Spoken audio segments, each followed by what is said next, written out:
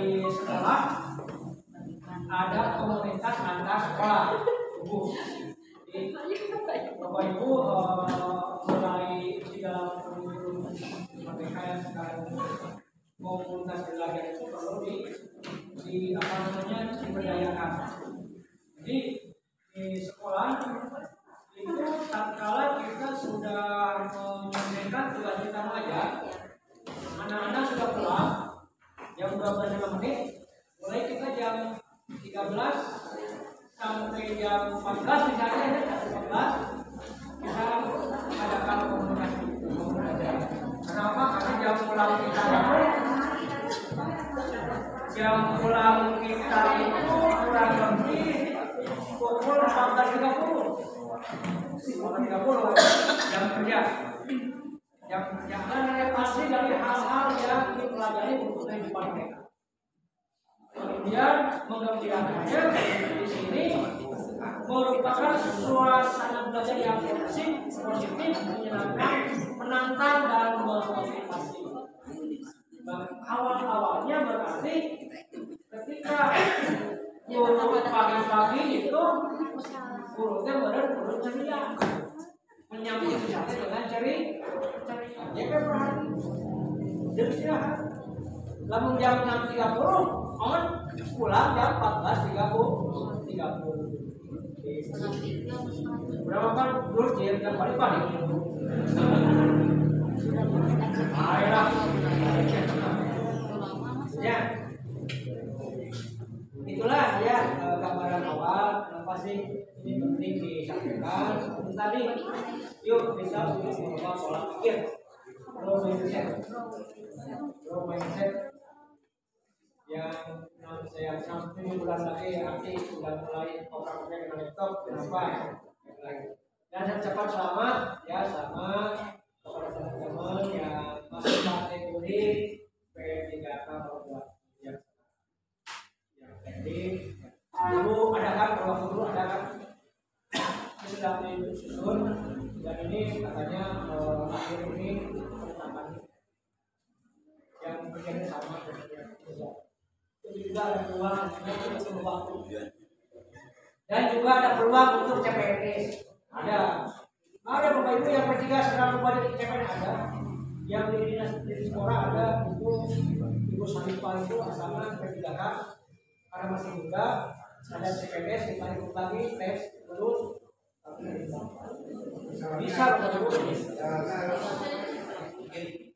mohon ada persamaan pendapat yang Bapak Ibu ketahui terkait dengan yang namanya kurikulum.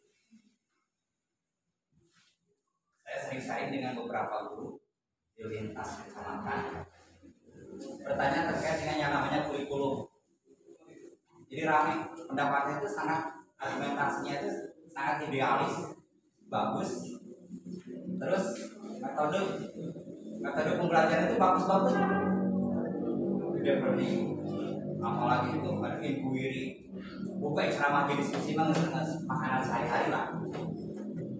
Terus ujung-ujungnya sewaktu itu muncul pendapat banyak, muncullah yang namanya pembelajaran mendalam ditanyakan.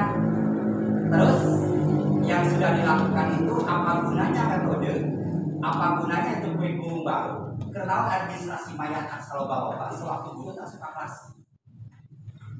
Jadi ternyata ujung-ujungnya adalah ke guru. Buat apa kurikulum setinggi langit, cita-cita setinggi hebat terus, mulai dari kurikulum merdeka sehingga sekarang ganti jadi kurikulum nasional. Dari guna ngasih ukur ngabagikan buku ke kelas. Ya buku mana bukan halaman 10 kerjakan. Buku pakai HP. Jadi fungsinya kurikulum dan metode itu ternyata hancur oleh guru itu sendiri. Nah, itu adalah pengalaman yang saya lakukan sewaktu berdebat terkait dengan yang namanya kata kurikulum dengan metode pembelajaran. Jadi kata kunci yang utama itu hanya di guru. Dek kurikulum salah apa? Dek CBSA, dek KTSP, tetap ujung tombaknya ada. Tadi kesindiran Pak. Kesindiran apa? Masa satu terkadang saya bikin nggak mudah. Jadi bukan hal sakit itu, ambil memang HP. Kadang ini kemeja global, gitu kan? Ya pengalaman lah. Jadi intinya sekarang itu kenapa kita harus berkumpul? Mungkin kita harus menyamakan persepsi. Apakah betul Pak, Bu? Itu kembali ke guru masing-masing, bukan kurikulum. Betul ya? Betul. Jadi ini yang menjadi perdebatan kemarin itu penampilan guru itu wow, sangat nyentrik penampilan guru itu. Keluar dari rumah, biasa guru mah rata-rata kubit dah. Taruh timbang emok, di motor keluar rumah, pas di jalan kita tahu itu bu guru, pak guru gitu. Datang ke sekolah cuman dia itu pasti bu. Itu yang menjadi permasalahan kita sekarang. Kenapa pembelajaran mendalam digeluti sekarang habis-habisan? Mengingat itu yang terjadi di Indonesia, bukan kita. Terus pematik yang pelatih sampaikan ke saya itu adalah yang selanjutnya terkait dengan yang namanya, kalau nggak salah terkait dengan IT. Kita harus belajar IT. Apakah guru menggunakan IT? Ternyata sebagian besar sudah menggunakan IT. Yang jadi masalahnya RPPN itu menanggung salah tegak katanya, menyampaikan saja. Jadi tidak salah, yang menjadi masalahnya itu diadopsi langsung semua. Harusnya diverifikasi dulu. Terus gurunya sekarang itu rata-rata menunggu yang namanya supervisi. Harusnya guru menawarkan Pak kapan supervisi kelas. Kalau habis seperti pengalaman ini bukan praktek baik, cuma pengalaman aja. Kalau Pak KS minta administrasi kelas, saya kasih ini, laptopnya dikasih ini Pak. Pak KS langsung klik supervisi kelasnya. Mana usia nih simpan, langsung tersimpan. Itu pengalaman Abi. Harus ke Pak KS, Abi mah pernah Pak KS harus kira supervisi nggak? Saya nantang 1 bulan itu 2 kali. Itu target saya itu supaya ini pembelajaran terus total. Jadi nggak ada yang namanya istilah dengan ya penampilan akhirnya, tapi kenyataan tidak. Itu yang mungkin yang digembor-gembor oleh pemerintah. Terus kemarin jadi argumen yang selanjutnya itu ada, kalau nggak salah di pembelajaran dalam itu terkait dengan ulangan. Saya sendiri yang mengusulkan terkait dengan asesmen. Asesmen pembelajaran itu di akhir kayaknya itu harus direvisi. Saya mengajukan sendiri. Kenapa? Soalnya di ulangan anak satu. Kalau asesmen itu di soalnya di mana? Di mana yang tidak? Ayah yang menggunakan satu nolong, gitu kan? Ocai. Nah, itu adalah terkait dengan konsep pembelajaran dalam. Terus memahami konsepnya terkait dengan sampahnya tadi saya bilang. Terus ada membangun koneksi antar pengetahuan. Nah, pengalaman dari sampah itu koneksikan dengan yang namanya juga masuk. Terus ke IPAS juga masuk. Terus ke SPK masuk kak? Masuk. Membuat poster. Ke SPK masuk. Ke bahasa Indonesia masuk juga. Jadi lama di KTSP ya istilah pembelajaran tematik ya, pembelajaran tematik. Sebenarnya kembali tadinya sekilas mah itu di pembelajaran mendalam. Terus mengembangkan keterampilan berpikir tingkat tinggi. Sewaktu anak bicara sampah, anak berpikir ya kumaha caranya supaya sampah berarti kudu bersihkan. Kunaon bersihkan sapu. Udah ya pangki di mata kabeh bendahara ka ini protes wae. Pangki ira datangna. Nah, soalnya ada kebutuhan. Udah kan kita kalau nyengat terus nah lucet coba ada. Nah, itu. Berarti anak itu sudah berpikir keterampilan berpikir tidak. Ada masalah, pemecahan masalahnya.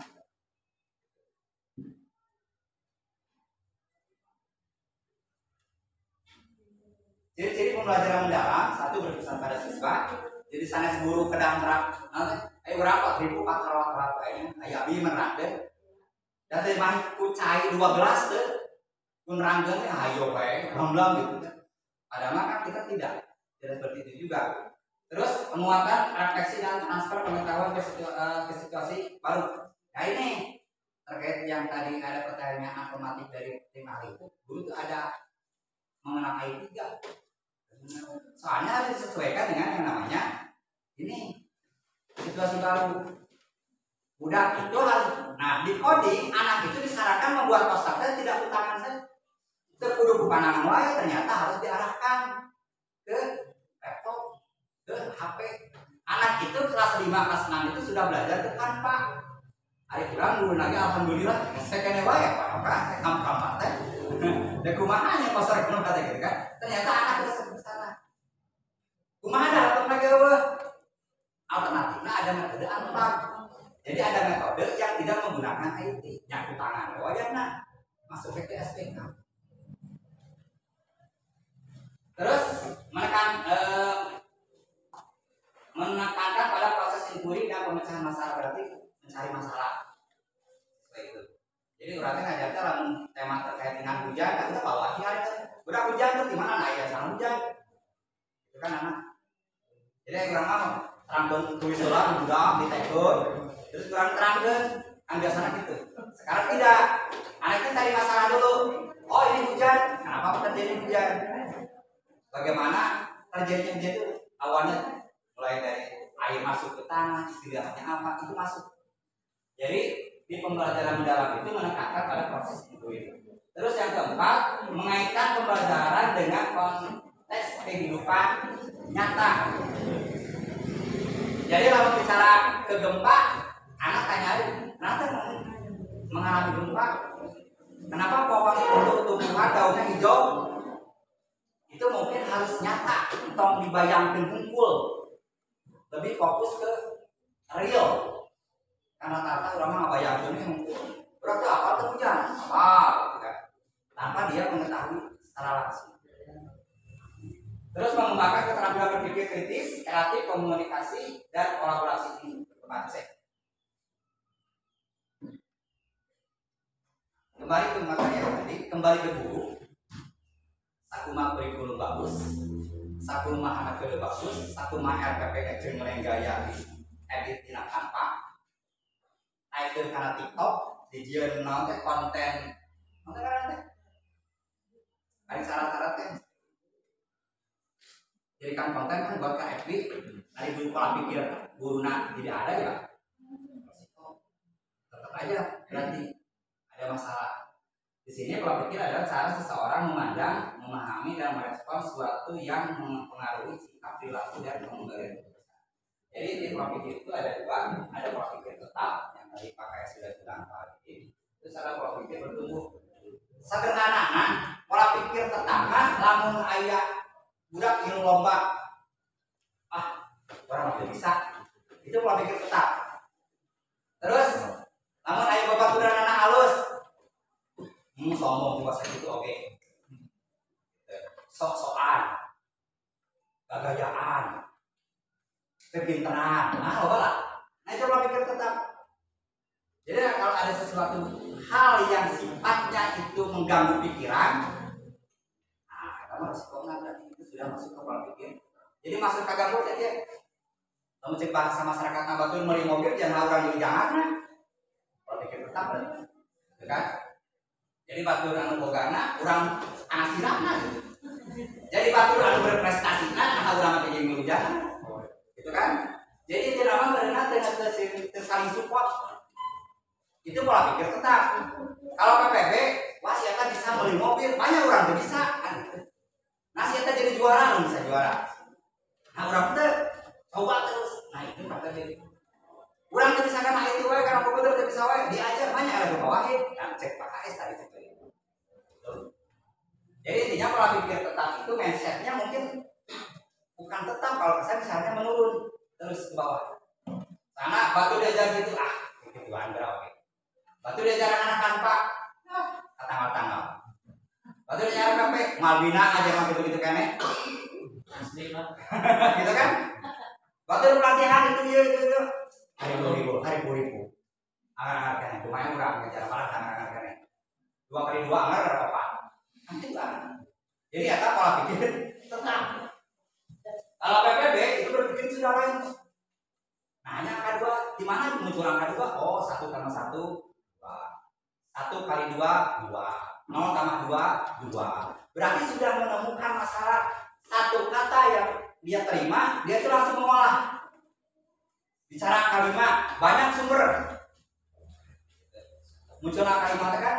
Tina 1 tambah 4. Ya. Itu pola pikir bertumbuh. Pola pikir tetap adalah keyakinan bahwa kemampuan kecerdasan dan bakat seseorang bersifat tetap dan tidak dapat berubah secara signifikan. Jadi mikiran ada berapa takdirna bodoh, ada bodoh we. Terus gitu kan. Jadi nggak diponis diri kurang teh gitu. Lalu bahwa ada ibu mati biasa soke dua papan damalan gue. Apa saya tambah berarti tetap sudah memponis. Jadi sewaktu kita bicara mengakui itu tetap. Anak berarti anak yang banyak kesempatan. Jadi yang contohnya seperti itu. Jadi sewaktu kita bicara hal dengan mengatakan kita itu tidak bisa betul. Yang kiringan lomba lari mah, pak, abdi mana lomba lu lari nawi, berarti tetap pada mah. Terus mudah menyerah ketika menemui kesulitan. Nunggu gagal, itu kan biasanya. Nunggu kayak hancur, nggak sokin marisa, berarti itu tetap. Terus merasa terancam oleh keberhasilan orang lain. Batur alus nih, bukan KS, banyak pawai dia nggak pakai. Kadang-kadang diomong gue. Berarti itu berpikir masih jauh. Terus tidak mau mencoba hal baru karena khawatir mereka ada iya. Jadi kemungkinan terkait dengan siswa, terkait dengan guru juga, terkait dengan IT juga sama. Ini nama berenang sifatnya AI. Nanti di coding itu kita akan pakai ada sharing terkait dengan AI-nya, tapi beberapa yang dipentingkan aja. Seperti Gemini dan umum itu malah selalu cara rangin ya gitu. Wah Gemini negara raya. Terus membuat kan kita kalau bahasa Indonesia banyak cerita dongeng-dongeng kan kita bisa buat. Jadi semoga ada banget cerita juga topiknya naon tentang ada Ciparai. Ya kita panggilkan membuat ceritanya tokohnya buat. Jadi ada langsung kan jadi video asli. Jadi mungkin kita akan nanti di itu mungkin masuknya ke sana. Terus nanti anjuran ke PKS, saya sudah anjur ke PKS harus supervisi pembelajaran ke kelas. Dan guru saja jadi ayah-ayah. Asal kata mah guru sendiri era jadi bingung. Satu mah bisa anggar ya Pak itu para guru. Kan? Sekarang itu dianjurkan untuk pasang kamera aja Pak. Jadi sekarang itu ada analisis. Jadi ada aplikasi khusus untuk menganalisis video pembelajaran. Jadi kita ke kelas sekolah bisa nilai. Pembukaan nilainya 5.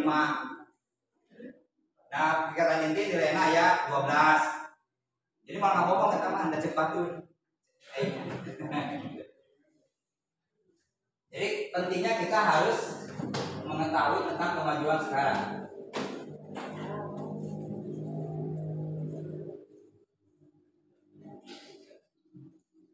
Kayak dampak pola pikir tetap.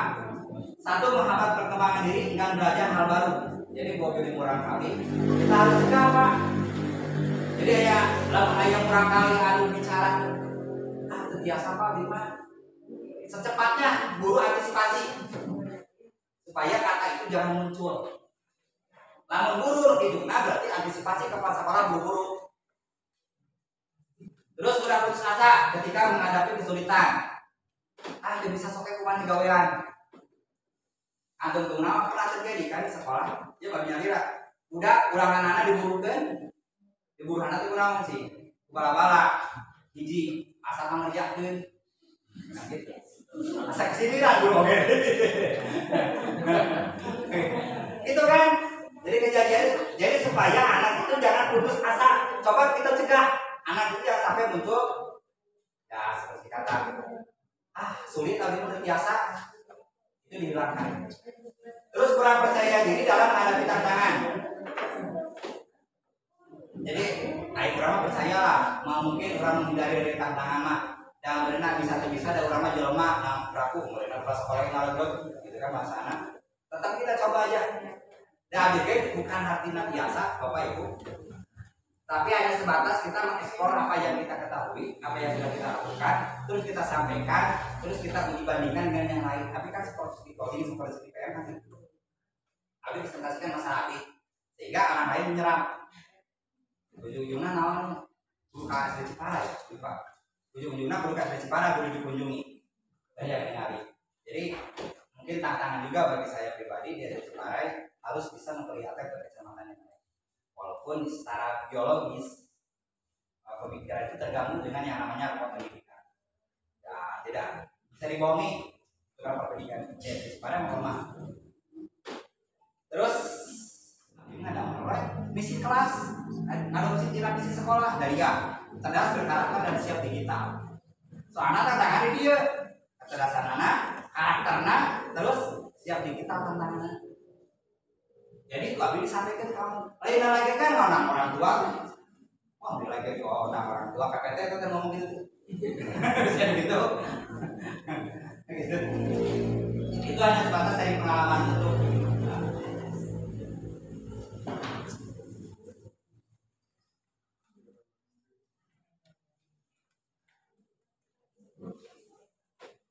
Prinsip utama pola pikir bertumbuh. Satu, keyakinan terhadap proses belajar. Setiap orang bisa berkembang. Yang kedua, fokus pada usaha dan strategi, bukan ke hasil. Terus kesalahan adalah kesempatan belajar. Belajar dari kritik dan umpan balik. Jangan sampai kritik dijadikan serangan pribadi. Terus menghargai usaha orang lain dan kerja sama. Mungkin gitu wae gitu di bangga-bangga. Ya, kita ya oke. Viral oke. Apa lu ada teman jangan makan biar kuat tak.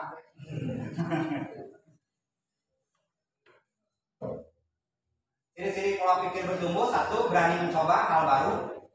Sikap tidak mudah menyerah ketika gagal. Mencari cara lain jika gagal. Terus menganggap kesalahan sebagai proses belajar. Itu ciri-ciri pola pikir bertumbuh. Jadi setiap sesuatu yang menjadi hambatan ke kita itu adalah sebuah tantangan. Setiap hal menjadi kegagalan kita itu adalah metode cara belajar untuk kita ditumbuhkan. Terus hal baru itu bukan untuk ditakuti, tapi untuk dinikmati aja. Waktu usung Gemini, luang Gemini, kan? Waktu usung anak-anak, luang anak-anak. Minimal waktu ngomongin kapan itu, oh betul tampak. Bisa gitu kan berarti bukan selek. Gimana kan kapan? Apa tanya?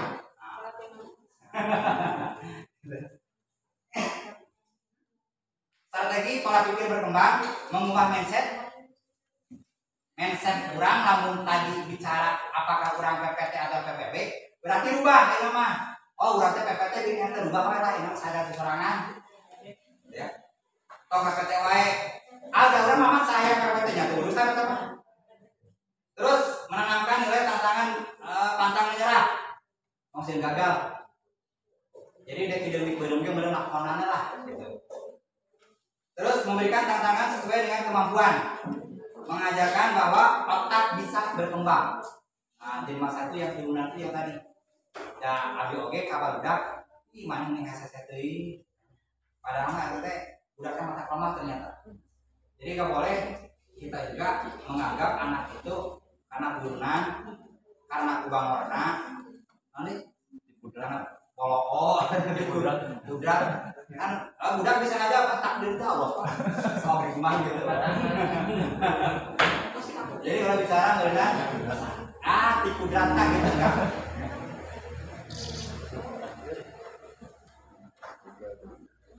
Oke, ini apakah kita masuk ke FPB atau PPT? Cuma kembali ke pemikiran masing-masing. Kita mana ABG sok sering introspeksi diri. Oh, berarti diri kurang mampu, bisa. Abis sok sering terkadang kabur sana harusnya jadi kumaha. Seperti abis kamu pikir jadi punten nanti biasa. Kumaya kumaha. Sering tak? Menjadi masalah. Kalau barudak kelas luhur kelas 5 anak mau nanya ke eta tak. Budak kelas 6 perkalian kan wujud kelas 5 masih bisa aja nanya ke. Ya aku juga sama. Nah, setelah di satu nanya ke. Kamu disiram nama malu bertanya sesat. Tambian. Itu terkait dengan pengenalan PPM, pembelajaran mendalam. Jadi intinya dari pertemuan PM sekarang ini, kita pertama merubah dulu mindset, baru kita ke materi yang lainnya. Jadi pembahasan materi yang lain terkait PM itu mungkin nanti sesudah pola pikir kita sudah dirubah. Ada anak-anak yang benar. Jadi sebelum yang lain masuk, berarti pola pikir kita dirubah dulu. Di sini dulu masa PPT, berubah lah PPP. Anu masa PPP benar alhamdulillah nyari kembali. Jadi kang guru ongko, kang murang kali oke, ongko kali waktu.